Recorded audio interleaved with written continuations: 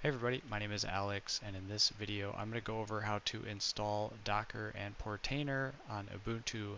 I'm using Ubuntu Server, and how I have it set up is I'm going to be SSHing into my Ubuntu Server from my laptop, and Portainer, which is kind of the graphical user interface for Docker, I will be opening up on the browser on my laptop. So if you are on Ubuntu desktop and you have a browser, you can actually just do it through your host if you want to. For me, I'm going to be using the IP address of my host to get to Portainer, and we'll cover all of that as we go through the article. So the first step here is just to get our systems updated. So I'm just going to be switching back and forth between Chrome and my Termius application here, and running the commands that are in the article. So I'm just following the article that I've written, and I will be posting that in the description. Looks like I do have a few updates. But yes, you can reference these commands and a written tutorial on how to do it. The installation of Docker is actually well documented on the official documentation, which I link to in the article. But I put all the steps that I do kind of written out a little bit more explicitly. But it is good to reference the documentation, especially if you run into any issues. So once the updates finish, we're going to be running these series of commands, and I'm not really going to explain them. They go more into depth in the official documentation, but really, if you're running Ubuntu, you should just be able to go through each of these and copy and paste them into your terminal. So I'm not going to switch back and forth for these next few commands because it's literally just going to be me copying and pasting them, but we'll pick back up once Docker is installed. And it's actually taking quite a bit here for these updates to finish. It's one of those things where I'm stuck at like 99% for way longer. The percentages mean nothing.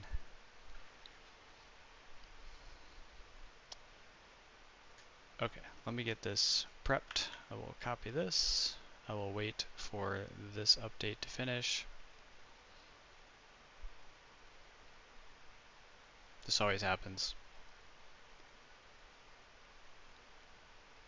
If I was smart, I would have updated the system before the video, but this is what happens. Like, why is it stuck at 99%? There we go. I mean, come on. Why even put a percentage there? Okay, I'm just going to go ahead and copy paste these commands. You can kind of see it in the background anyways.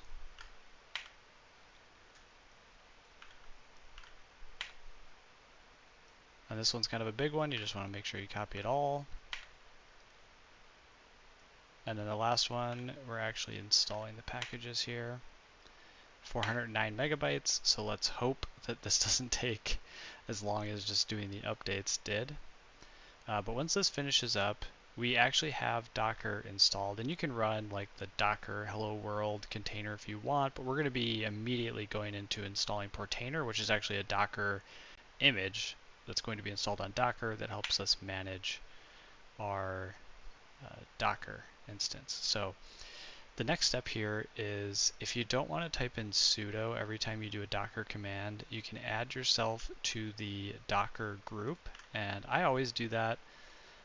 It's not necessarily required, but I think that it's useful, and there's not, in my mind, the security risk is worth the trade-off. So it's something I link in the article to some more information on it, so you can read more information if you want to decide what works best for you.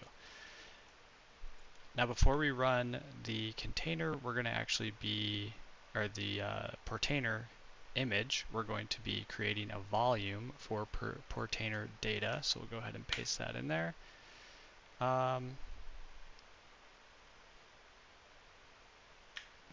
That's weird that I got permission denied. I'm pretty sure that should have worked because I ran the user mod, but maybe I needed to update my terminal or something. Either way, we don't have to run very many Docker commands. Let's see if the next one here. So I'm going to copy in, this is the actual Docker run command for Portainer that will install the image. Let's see if I get permission denied. I do get permission denied again. That's so weird. That sudo user mod should work, but if not, you can always add sudo, and then it's going to pull the latest image and get that installed. So it is now actually running. So it may seem like it's not running, but it actually is running.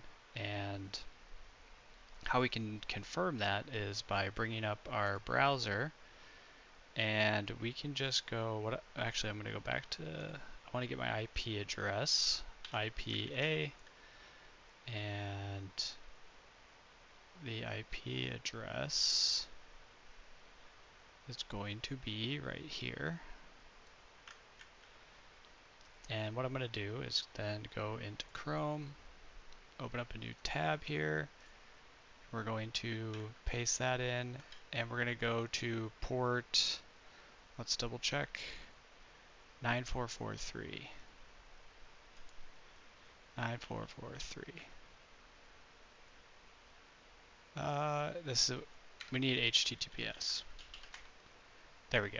And then we'll just do advanced, accept the risk and continue, and Portainer shows up. And the first thing we're going to do is set up our username and password. I'm just going to do admin for the password, admin again, and it says it must be at least 12 characters long, so we'll just do admin, admin, admin.